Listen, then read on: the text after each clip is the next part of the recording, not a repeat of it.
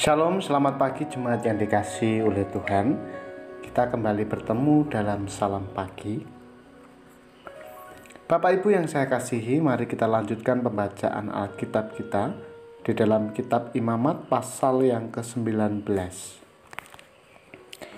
Tuhan berfirman kepada Musa, "Berbicaralah kepada segenap jemaah Israel dan katakan kepada mereka, Kuduslah kamu, sebab aku Tuhan Allahmu kudus. Setiap orang di antara kamu haruslah menyegani ibunya dan ayahnya dan memelihara hari-hari Sabatku. Akulah Tuhan Allahmu. Jangan kamu berpaling kepada berhala-berhala dan janganlah kamu membuat bagimu dewa tuangan. Akulah Tuhan Allahmu.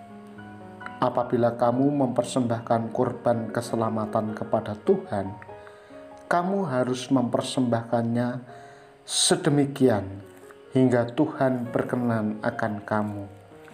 Dan haruslah itu dimakan pada hari mempersembahkannya, atau boleh juga pada keesokan harinya. Tetapi apa yang tinggal sampai hari yang ketiga haruslah dibakar habis.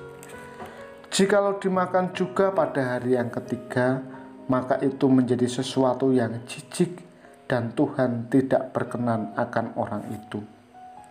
Siapa yang memakannya akan menanggung kesalahannya sendiri, karena ia telah melanggar kekudusan persembahan kudus yang kepada Tuhan.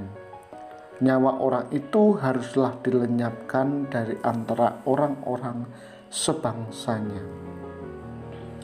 Pada waktu kamu menuai hasil tanahmu, janganlah kau sabit ladangmu habis-habis sampai ke tepinya, dan janganlah kau pungut apa yang ketinggalan dari penuaianmu.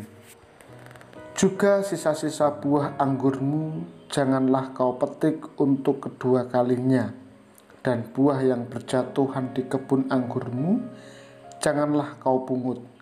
Tetapi semuanya itu harus kau tinggalkan bagi orang miskin dan bagi orang asing. Akulah Tuhan Allahmu. Janganlah kamu mencuri, janganlah kamu berbohong, dan janganlah kamu berdusta seorang kepada sesamanya. Janganlah kamu bersumpah dusta demi namaku, supaya engkau jangan melanggar kekudusan nama Allahmu. Akulah Tuhan. Janganlah engkau memeras sesamamu manusia, dan janganlah engkau merampas. Janganlah kau tahan upah seorang pekerja harian sampai besok harinya. Janganlah kau kutuki orang tuli, dan di depan orang buta janganlah kau taruh batu sandungan. Tetapi engkau harus takut akan Allahmu. Akulah Tuhan. Janganlah kamu berbuat curang dalam peradilan.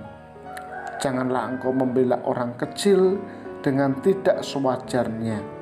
Dan janganlah engkau terpengaruh oleh orang-orang besar. Tetapi engkau harus mengadili orang sesamamu dengan kebenaran. Janganlah engkau pergi kian kemari menyebarkan fitnah di antara orang-orang sebangsamu. Janganlah engkau mengancam hidup sesamamu manusia. Akulah Tuhan.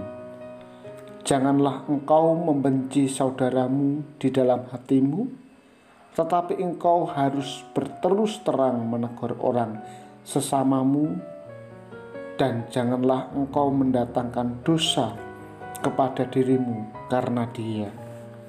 Janganlah engkau menuntut balas, dan janganlah menaruh dendam terhadap orang-orang sebangsamu, melainkan kasihilah sesamamu manusia seperti dirimu sendiri.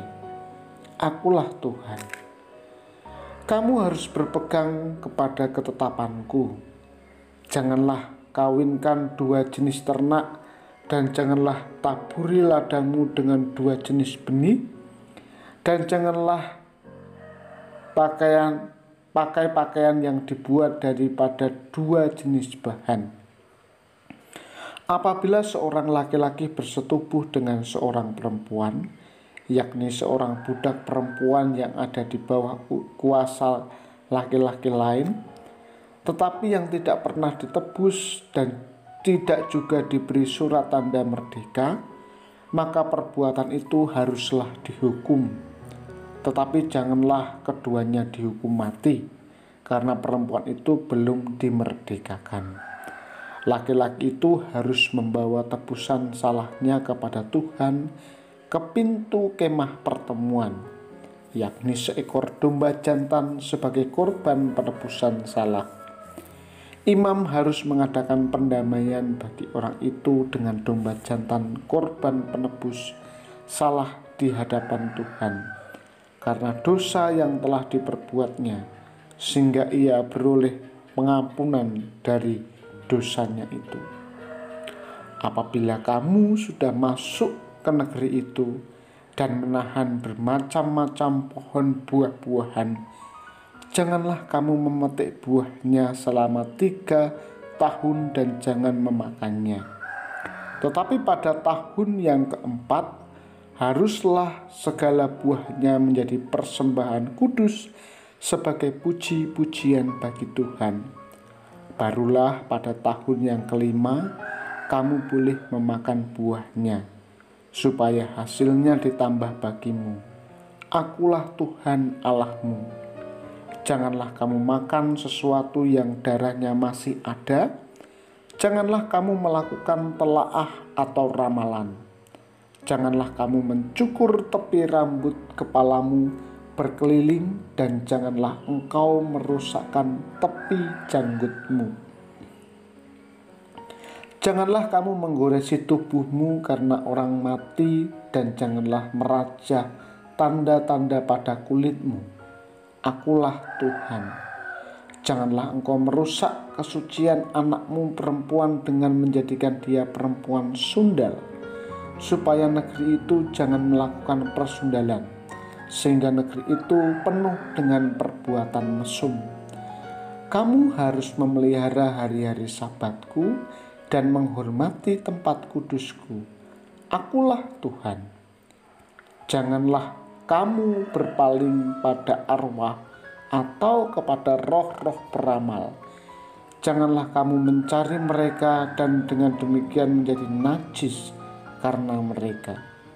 Akulah Tuhan Allahmu. Engkau harus bangun berdiri di hadapan orang ubanan, dan engkau harus menaruh hormat kepada orang yang tua, dan engkau harus takut akan Allahmu. Akulah Tuhan. Apabila seorang asing tinggal padamu di negerimu, janganlah kamu menindas dia. Orang asing yang tinggal padamu harus sama bagimu seperti orang Israel asli dari antaramu. Kasihilah dia seperti dirimu sendiri, karena kamu juga orang asing dahulu di tanah Mesir. Akulah Tuhan Allahmu. Janganlah kamu berbuat curang dalam peradilan mengenai ukuran, timbangan, dan sukatan. Neraca yang betul, batu timbangan yang betul, eva yang betul, dan hin yang betul haruslah kamu pakai. Akulah Tuhan Allahmu yang membawa kamu keluar dari tanah Mesir. Demikianlah kamu harus berpegang pada segala ketetapanku dan segala peraturanku, serta melakukan semuanya itu. Akulah Tuhan. Bapak, Ibu, dan saudara yang terkasih dalam nama Tuhan, teks ini menarik. Seringkali ayat kunci ini ditafsirkan manusia diharuskan dan diperintahkan untuk hidup kudus karena Tuhan itu kudus. Manusia diharuskan untuk menguduskan diri untuk sama dengan Allah yang kudus. Sebenarnya kata kuduslah kamu dalam bahasa Ibrani bukanlah sebuah kalimat perintah, melainkan sebuah kalimat pernyataan. Maka harus ditafsirkan demikian. Tuhan Allah umat Israel itu kudus. Oleh karena Allah itu kudus, maka umatnya juga akan menjadi kudus, atau lebih tepatnya umat disertai oleh Tuhan untuk berproses menjadi kudus. Proses menjadi kudus ini bukanlah usaha manusia sendiri, melainkan anugerah Tuhan. Proses ini merupakan sebuah proses pembaruan budi. Sama seperti kalau kita membaca di dalam Roma pasal 12 ayat 1-2. Karena umat Tuhan disertai Tuhan yang kudus, maka umat harus mau diproses menjadi kudus dalam segala aspek kehidupan. Pertama, kudus dalam relasi dengan Tuhan. Kita sudah membaca dalam ayat yang ke-3-8. Kudus dalam aspek ini berarti melakukan apa yang menyenangkan Tuhan. Kedua, kudus dalam hal relasi dengan sesama. Kita dapat menemukan di dalam ayat yang ke-9-18. Kudus dalam aspek ini berarti melakukan kebaikan untuk sesama sesuai dengan karakter Tuhan. Penegasan untuk kudus ini terlihat dari pengulangan frasa akulah Tuhan. Oleh anugerah Tuhan kita telah diselamatkan dari hukuman dosa. Atas anugerahnya pula kita disertai dalam kehidupan sehari-hari untuk dapat hidup kudus. Oleh karena itu, serahkanlah diri kita kepada Tuhan hari demi hari dan dalam setiap aspek kehidupan kita, sehingga kita dimampukan untuk hidup kudus. Bapak, Ibu, dan Saudara yang terkasih dalam nama Tuhan, mari kita berdoa. Bapa di surga, terima kasih untuk firman-Mu di pagi hari ini. Kami akan melakukan berbagai aktivitas kami sepanjang hari ini. Mohon kiranya Tuhan memimpin dan menuntun kami sehingga kami pun hidup dalam jalan Tuhan, menjaga kekudusan karena Engkau adalah Allah yang kudus. Pagi ini hamba-Mu berdoa untuk jemaat Tuhan yang sakit, yang bergumul dalam ekonomi, yang bergumul dalam studi. Kiranya Tuhan memberkati mereka satu persatu, sehingga mereka dimampukan untuk melewati setiap tantangan hidup dengan bersandar kepada Tuhan. Demi Kristus kami berdoa dan mengucap syukur. Amin.